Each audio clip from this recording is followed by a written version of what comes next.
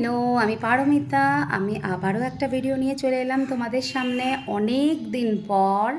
আজকে লাঞ্চ মেনুটা তোমাদের সাথে শেয়ার করব, কিন্তু আজকে সোমবার, আজকে নিরামিষ, তাই নিরামিষে অল্পই রান্না হয়, বিশেষ কিছু না।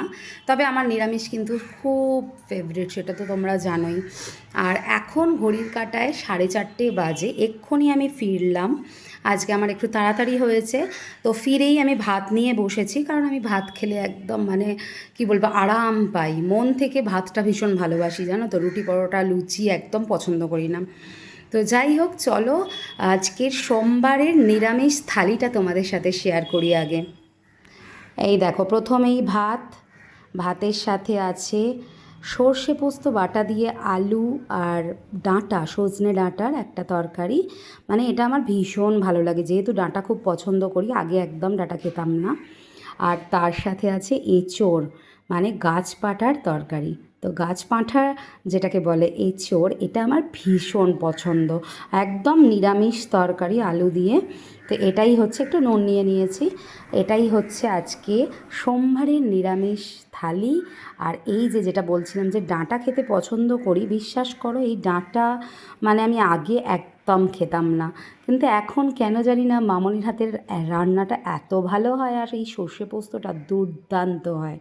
তাই আমি খাওয়া বিয়ের পরই আর কি খাওয়াটা শুরু করেছি। এই ডাঁটাটা ভীষণ উপকারী, এই ডাঁটাটাই আগে খাই।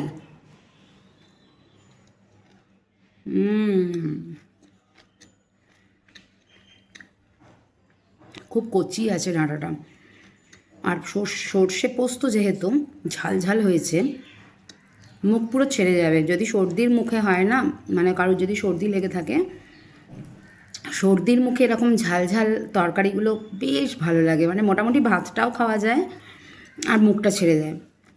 অবশ্য আমার সর্দি লেগে নেই আর কি, তাও বললাম। আর এই সজনে ডাঁটা, সজনে ফুলের কী উপকারিতা, এই টাইমটা খাওয়া উচিত, সেটা তো তোমরা জানোই যে কী উপকারিতা আছে। চলো খেয়ে নিই। আর তোমাদের দাদা তো অফিস, ওর তো এখন ভোটের ডিউটি চলছে, তাই ওর তো ফিরতে ফিরতে একটু লেটই হচ্ছে। রাত 8টা তো বাজছেই, সকাল 9টায় হয়তো বেরিয়ে যাচ্ছে আর রাত 8টায় ফিরছে। তো এখন একটু হেক্টিক শিডিউল যাচ্ছে, যতদিন না ভোটটা হবে আর কি।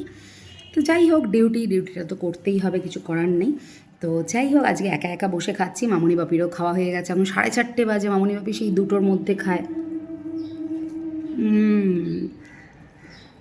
ভীষণ ভালোবাসি এই এইটা সজনে ডাঁটাটা। আর মামনির হাতে সজনে ফুলের তরকারিটাও খুব ভালোবাসি। তো চলো, অনেক দিন পর বাড়িতে লাঞ্চ করছি, উইকডেতে লাঞ্চ করি না, যেহেতু জানোই যে রাত্রিরে ফিরি। চলো জমিয়ে খাওয়া হোক।